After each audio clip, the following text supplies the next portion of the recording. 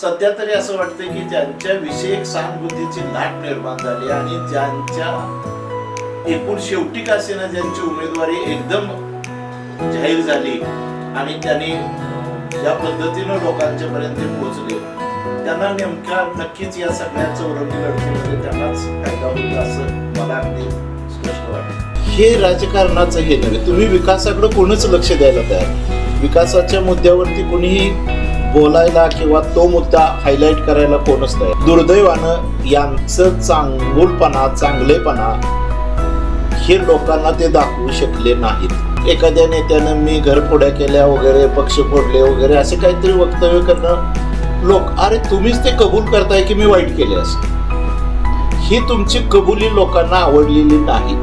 तर आताच आपण कोल्हापूर मतदारसंघाशी निगडीत असणारा हातकणंगले मतदारसंघ या बाबतीत आपण जे कोल्हापुरातील राजकीय विश्लेषक आहेत जे के पवार यांच्याशी आपण या संदर्भात बातचीत करणार आहोत. सर, आताच आपण कोल्हापूरचं जे राजकारण आहे यावर आपण आताच बातचीत केली. आता आपण हातकणंगलेवर बातचीत करणार आहोत. एकंदरीत हातकणंगलेमध्ये जातीचं राजकारण झालं अशी चर्चा आहे, त्याचा फटका कोणाला बसेल?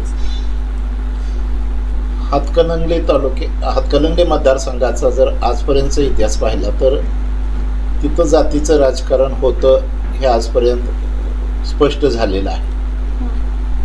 यावेळेला मात्र तसं वाटत नाही, कारण यावेळेला उमेदवारांमध्ये असणारी विविधता आणि चौरंगी लढत हा त्यामधला एक वेगळ्या प्रकारचा भाग आहे आणि त्यामुळे जातीचं राजकारण फारसं प्रभावी ठरणार नाही यावेळेला. त्या ठिकाणी यावेळेला उलट मगाशी आपण जो एक मुद्दा आलेला होता सहानुभूतीचा, हातकणंगले मतदारसंघामध्ये ज्याला सहानुभूतीची लाट महाराष्ट्रामध्ये निर्माण झालेला आहे म्हणतात, त्या सहानुभूतीच्या लाटेचा परिणाम नक्कीच होणार आहे त्या ठिकाणी.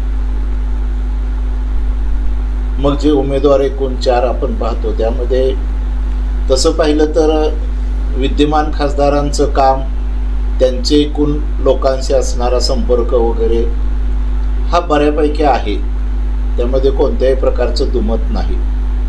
परंतु जो एक परिणाम त्यांनी बदललेल्या गटाचा पक्षाचा आणि त्यामुळे मतदारांच्या मध्ये झालेली नाराजी, याचा दुष्परिणाम नक्कीच त्यांनाही होणार आहे. कारण त्यांनीही ज्या पक्षावरती ज्या चिन्हावरती आपण निवडून आलेलो होतो, ज्या नेत्याच्या नेतृत्वाखाली निवडून आलेलो होतो, त्यांच्याशी प्रतारणा करून एक वेगळा गट शोधला आणि लोकांना तो फारसा आवडलेला दिसत नाही.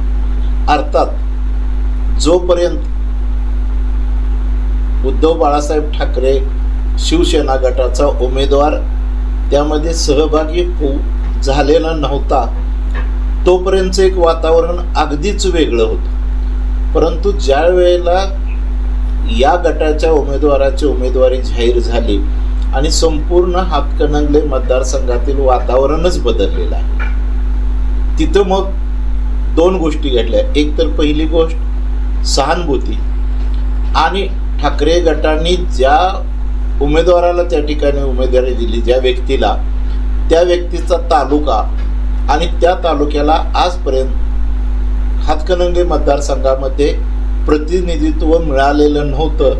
लोकांना नेमकं ते आवडलेलं आहे की आता आम्हाला आमचा उमेदवार, आमच्या तालुक्याचा उमेदवार आमचा प्रतिनिधी म्हणून पाहिजे आहे आणि त्याचा परिणाम नक्कीच होईल असं मला तरी वाटतं. एकंदरीत चौरंगी लढत ही हातकणंगले मतदारसंघामध्ये पाहायला मिळाली.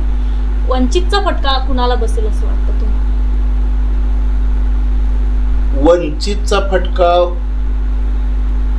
तसा अगदी स्पष्टपणे काही सांगता येणार नाही, कारण त्यामध्ये अगदी एकसंघपणे मतदान ह्या वेळेला वंचितकडून होईल असं वाटत नाही, कारण त्यांच्यामध्येही विचार वेगवेगळ्या प्रकारचे आलेले आहेत.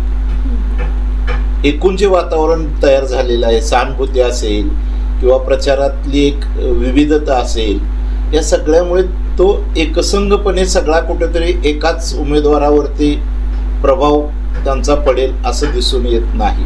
त्यामध्ये नक्कीच विभागणी होणार आहे. ती मला तरी सध्या असं वाटतं की त्याचा परिणाम उलट या याच्यामध्ये विद्यमान खासदारांनाच जास्त त्याचा फटका बसेल असं वाटतंय त्या ह्याच्यामध्ये. माझं मत तसं आहे इकडच्या ह्याच्यामध्ये.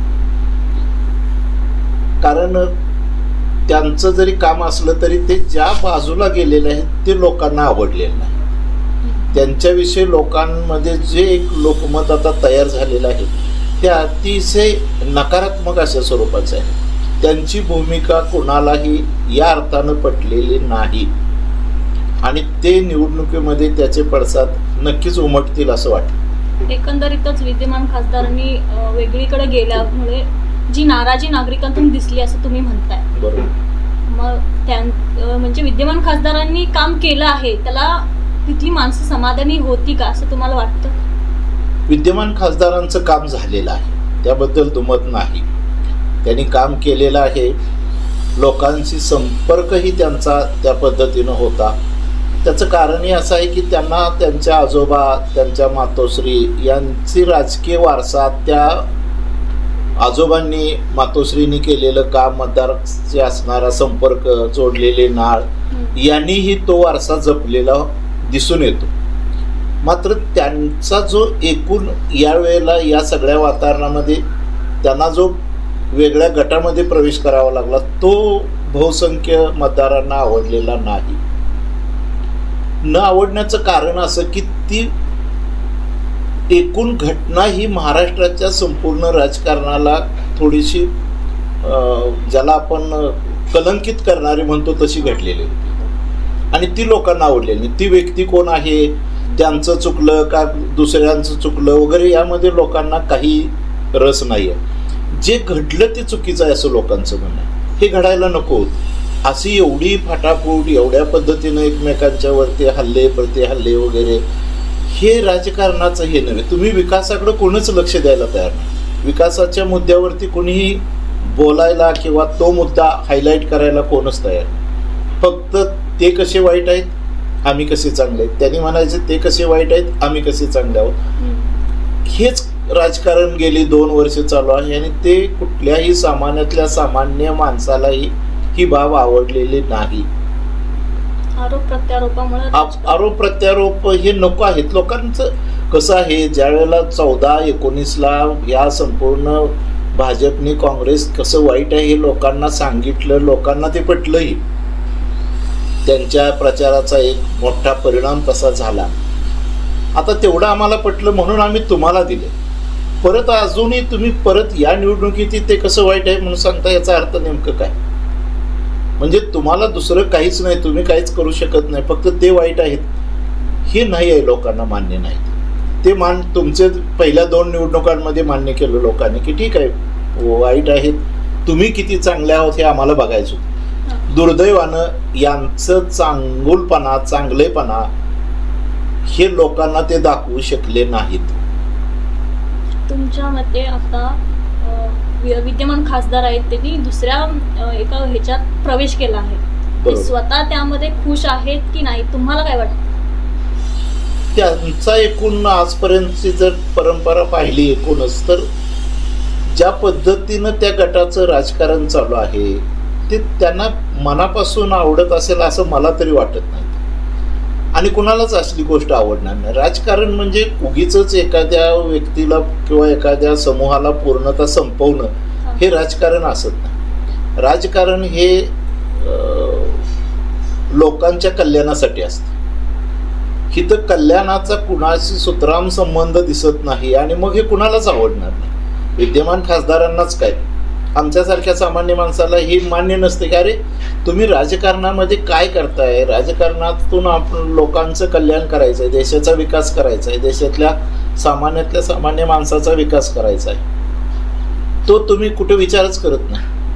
आणि त्यामुळे ते गटातून जे काय घडलेलं आहे गेले 2 वर्षामध्ये ते कुणालाही खरं म्हणजे मान्य नाही. किंबहुना मला धाडसानं असं म्हणावं वाटतं की जे ते करतायत त्यांनाही कुठेतरी 5-10% मनाला असं वाटत असेल की अरे नको हे आपण चुकीचं करतो, पण आता त्यांना पर्याय नाही. त्यांनी आता फार लांबचा पल्ला गाठलेला आहे त्यामुळे त्यांना तसंच वागावं लागतं आणि ते तसंच करतायत. एकंदरीत हातकणंगलेमध्ये भाजपची ताकद कमी पडली अशी चर्चा आहे, तुमचा अभ्यास काय सांगतो?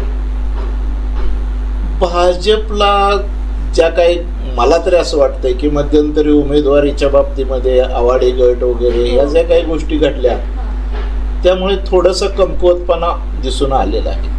बरं. तसं व्हायला न पाहिजे होतं. उलट हे सर्वांसमोर न येता पडद्याच्या पाठीमागं हे सगळे घडून एकदम लोकांना त्यांनी चेहरा दाखवला असता तर लोकांना काय वाटलं नसतं. परंतु ते एवढं घडलं, आवाडे गटाने काय नाही आम्ही आता माघार घेणारच नाही, हे नाही ते नाही, आणि मग नंतर ते माघार घेणं हे ते, मग हे लोकांना असं वाटतं की अरे काय नेमकं काय घडलं असेल. कारण अलीकडच्या काळामध्ये एखाद्याला माघार घेण्यासाठी संपवण्यासाठी जे मार्ग अवलंबी गेलेले आहेत त्या वेगळ्या यंत्रणांचा वापर करून मग असं काय हे लोक करतायत का, यामुळे हे लोक माघार घेतात काय, असं लोकांना शंका येते.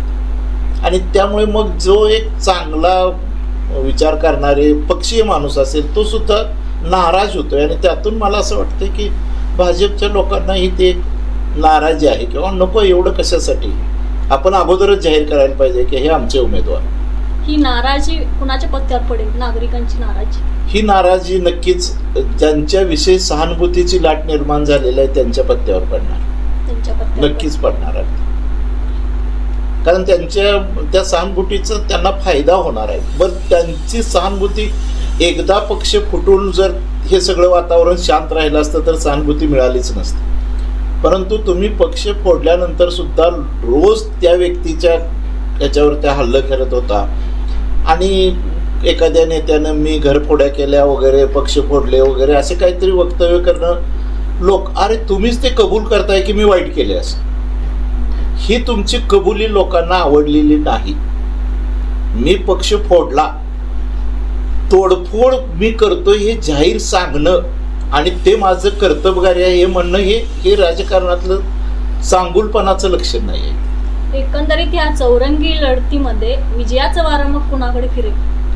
सध्या तरी असं वाटतं की ज्यांच्याविषयी एक सहानुभूतीची लाट निर्माण झाली आणि ज्यांच्या एकूण शेवटी का असेना ज्यांची उमेदवारी एकदम जाहीर झाली आणि त्यांनी ज्या पद्धतीनं लोकांच्यापर्यंत ते पोहोचले त्यांना नक्कीच या सगळ्या चौरंगी लढतीमध्ये त्यांनाच फायदा होईल असं मला अगदी स्पष्ट वाटतं.